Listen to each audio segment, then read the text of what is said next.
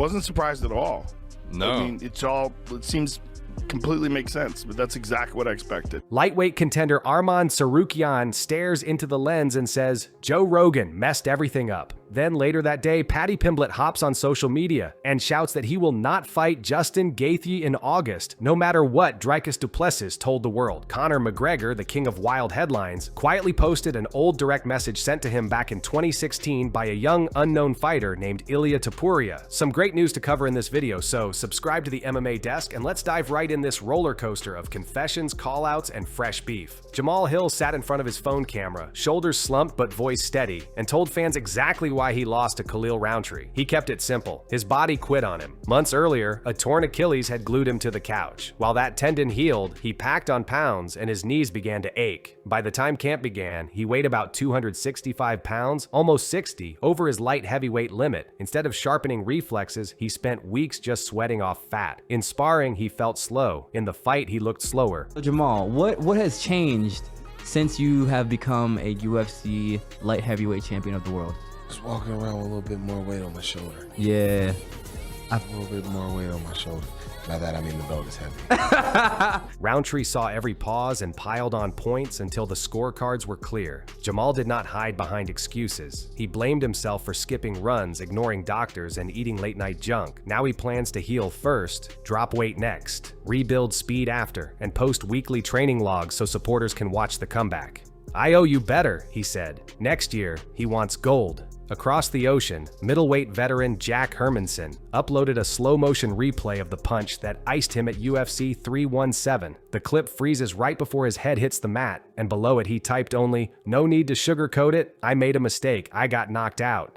Fans praised him for honesty, but Jack said straight talk helps him fix problems faster. He walked viewers through the moment. He feinted, dropped his lead hand just a heartbeat too long, and RoboCop's right hook crashed through like a train. He remembers nothing until doctors held smelling salts under his nose. Instead of blaming bad luck, he saluted his opponent, thanked his corner, and joked that his chin would take a short vacation. The hardest part, he added, was opening his phone to thousands of worried messages. He replied to each one, promising to tighten his guard, drill defense, and hunt another fight before year's end. Flyweight champion Alexandre Pantoja soon added his own twist to fight news. Backstage after UFC 317, he told Merab Dvalishvili that he didn't want that matchup. Days later on Ariel Helwani's show, he flipped the script and said, sure, he would meet Merab, but only for a special BMF belt at a 130-pound catchweight. His logic was simple. He loves promoting his 125-pound division, but money talks, and a one-off super fight could grow everyone's bank accounts without risking his title.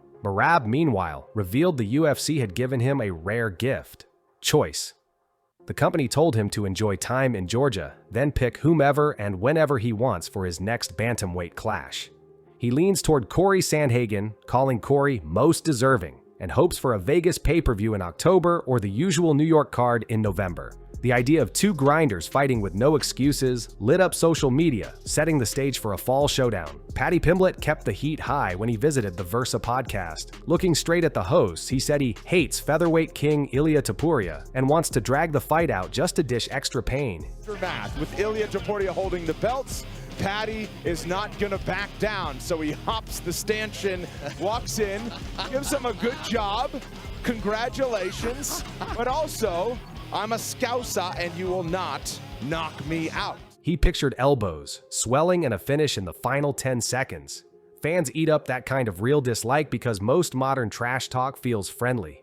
Yet on the very same day, middleweight champ Dricus du Plessis told reporters Paddy would co-headline UFC 319 against Justin Gaethje. Within hours, Paddy smashed the rumor on X, typing, "You are mad if you think I'm fighting in August." The quick shutdown showed how fast stories can travel and die in the MMA rumor mill. While that noise filled timelines, two retired champs added more fuel. Michael Bisping said Ilia Topuria's streak, knockouts of Volkanovski, Holloway, and Oliveira outshines early runs by Conor McGregor and John Jones. He praised Topuria's precision, noting John never knocked out 3 icons in a row, and Conor's best wins were broken up by losses. Aljamain Sterling agreed, calling Ilia's last 3 opponents some of the greatest combat athletes ever, and saying no modern fighter has done more in 3 straight fights. Now we're just going to describe the lightweights in one word. Paddy Pimblett. A blonde bitch. The praise is heavy, but it also paints a target on Topuria's back. Every contender now wants to test his hype. One of those contenders is welterweight Belal Muhammad, who, despite recently losing his belt to Jack Della Maddalena, still tells anyone listening that he is the division's most complete fighter. He explained that every rise in his career came while odds makers doubted him, and that the recent setback just sharpened his resolve. Belal swears he won 3 rounds, even if judges disagreed, and claims he can outstrike or outgrapple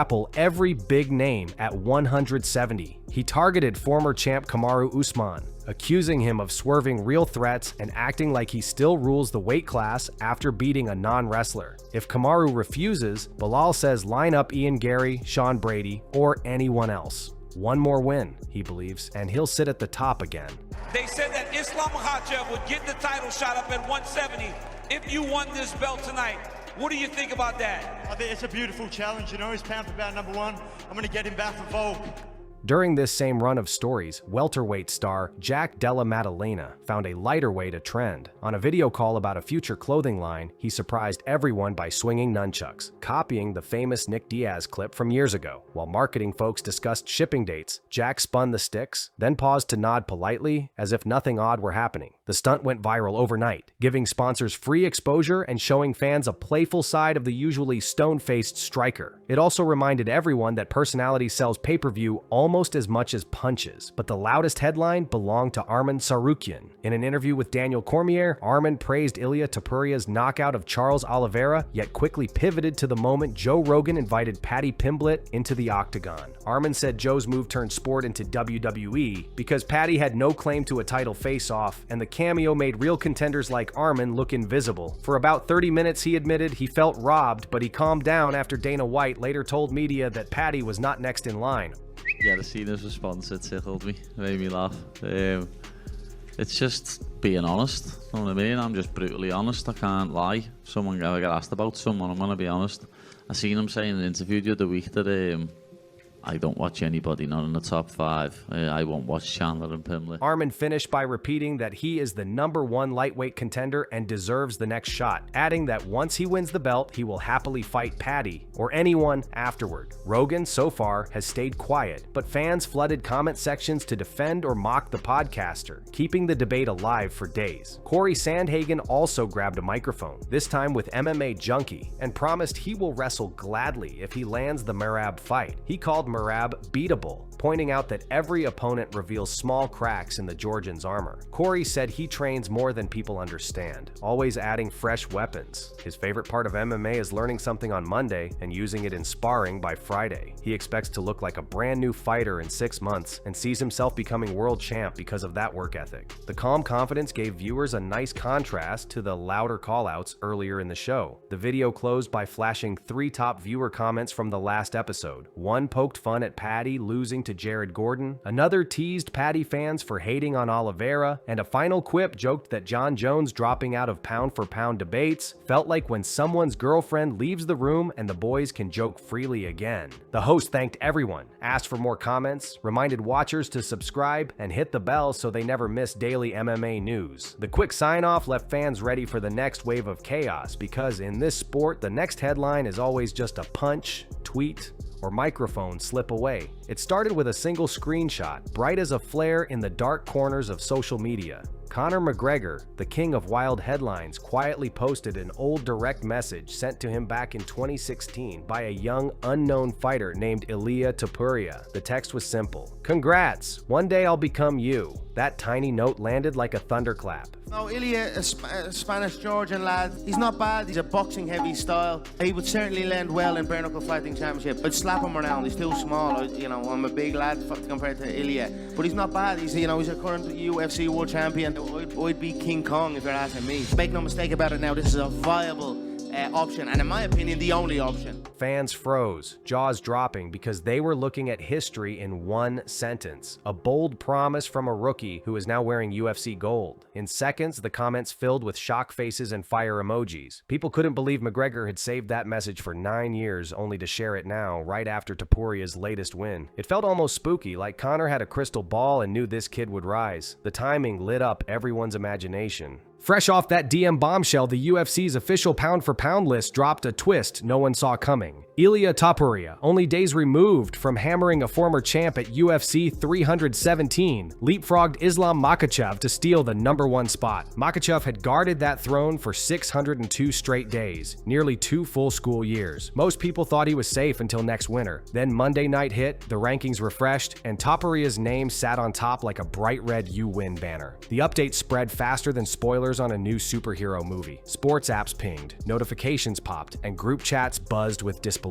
How did a featherweight who just moved up snag the crown from a lightweight titan? Analysts pointed to his unbeaten streak, his violent finish rate, and the electric roar inside packed arenas when he walks out. Yet numbers alone only tell half the story. Timing matters. Momentum is like a wave, and Topuria is surfing a monster swell. In the span of one weekend, he went from exciting contender to the man every other fighter must chase, and nobody, least of all Makhachev, could stop the tide. But if you think everyone clapped politely, think again. The second the new list went public, social media turned into a food fight. One side screamed that the UFC was disrespecting Makhachev, calling the switch a bad joke, a ratings trick, even a secret plan to build a new poster boy. Posts flooded in by the minute, tiny text storms claiming bias, outrage, or outright sabotage. Fans compared it to past dust-ups when John Jones dropped spots, or Alex Pereira rocketed forward. Emotions, not math, ruled the conversation. On message boards, people built giant paragraphs defending their favorite, tossing out stats like 22-fight win streak or multiple weight classes.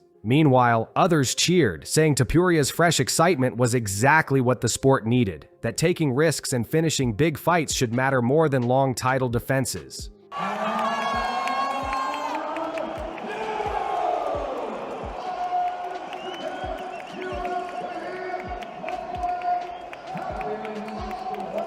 Back and forth it went, a tug of war of opinions. If you scrolled long enough, your eyes blurred from the mix of thrilled emojis and angry red-face memes. The ranking debate proved one clear lesson.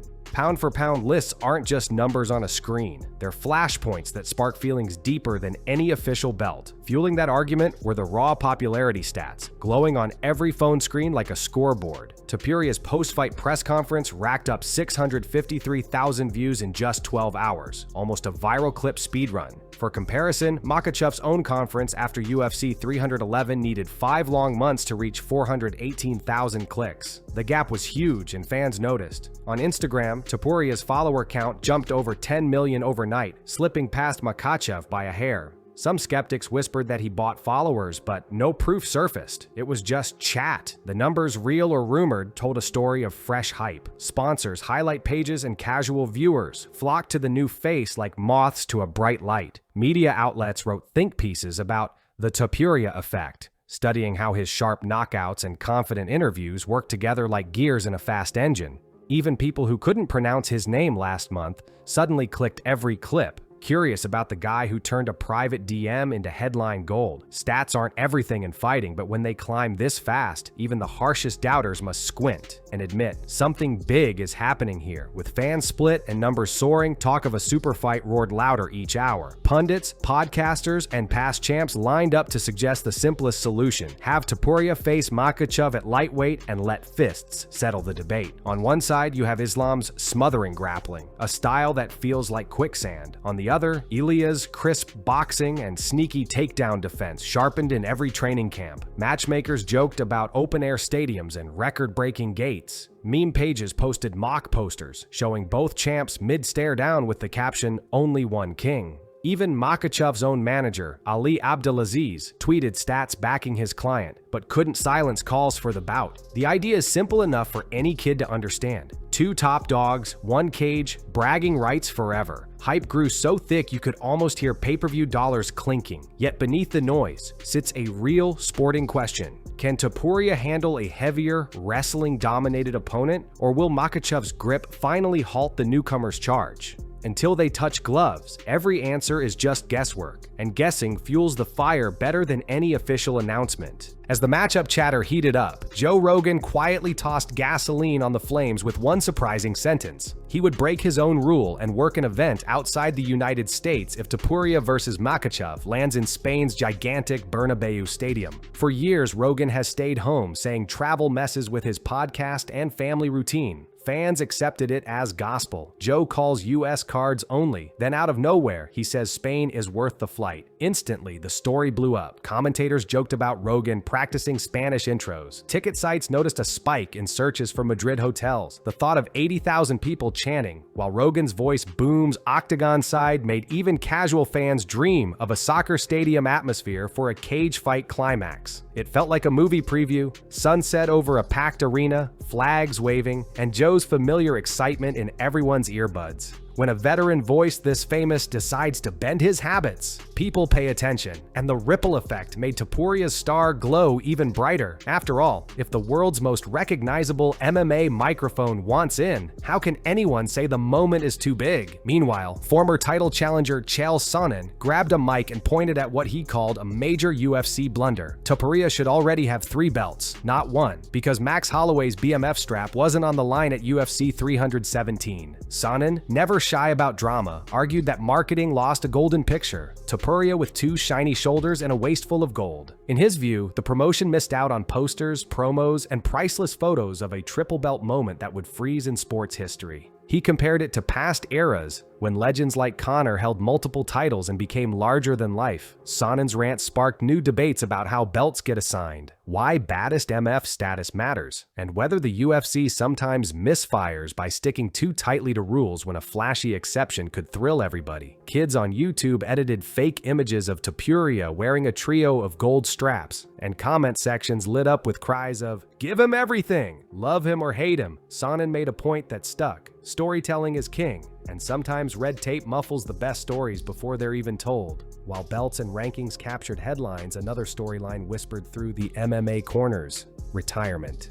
Demetrious Johnson, respected for his honesty and skill, called Topuria a unicorn, suggesting the new champ might fight only a handful more times before walking away undefeated, similar to Khabib Nurmagomedov. Johnson's words felt like a warning to savor greatness while it lasts. He pictured Topuria sprinting to a second belt, maybe even flirting with welterweight, then disappearing to live life on his own terms. Fans mulled over the idea. Some felt worried, thinking of all the dream fights that could vanish if Ilia leaves early. Others saw it as poetic, a blaze of glory exit instead of a slow fade. Johnson's comment also underlined how brutal the sport can be on bodies and minds. Stepping out on top is rare, but wise. Kids learning about MMA might find this part easiest to grasp. Sometimes, the smartest move is to win big and bow out before the grind steals the joy. Whether Topuria follows that script remains unknown, but the mere possibility adds urgency to every fight he books now. Not everyone praising or doubting Topuria is a fan in the stands. Some are peers in the cage. Arman Tsarukyan, a fierce lightweight, told Daniel Cormier that facing Ilia would be easier than fighting Charles Oliveira. He mock-analyzed Topuria's wrestling, saying the champ tires fast and hasn't tangled with someone of Arman's caliber. His tone dripped with confidence, almost teasing. At the same time, Paddy Pimblett reignited their old feud by claiming Ilia gained a title shot only because their beef made him famous.